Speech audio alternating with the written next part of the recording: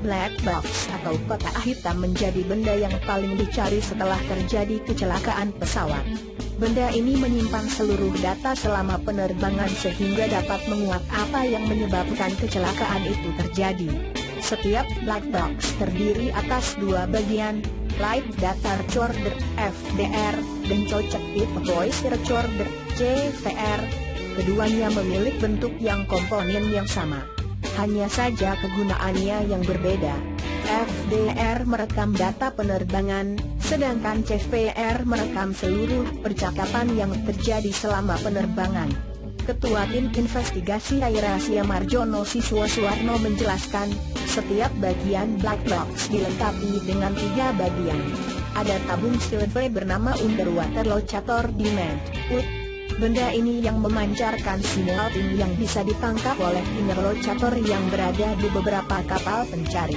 Ada kotak besar berisi bagian elektronik untuk melayani seluruh kerja black box, kata Marjono sambil menunjuk bagian berbentuk kotak pada CVR Airasia di kantor KNKT, Selasa, 13 Januari 2015. Bagian terpenting ada pada besi berbentuk tabung yang cukup besar pada bagian tengah black box.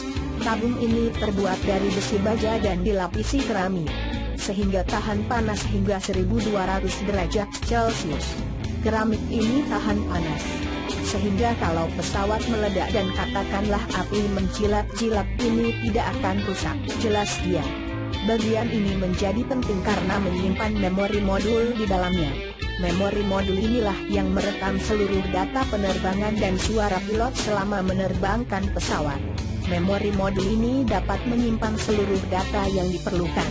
Untuk FDR pada Airasia terdapat data pukul 100 jam penerbangan dengan 1200 parameter. Belum lagi, CVR yang baru saja tiba di kantor KNKT pada Selasa malam. Meski dapat menyimpan data begitu besar, memori modul sesungguhnya berukuran kecil. Hanya berdiameter 3 cm ini memori modul. Ukurannya kecil hanya 3 cm, jelas dia sambil menunjukkan gambar yang ada pada tablet milik investigator lainnya berkata.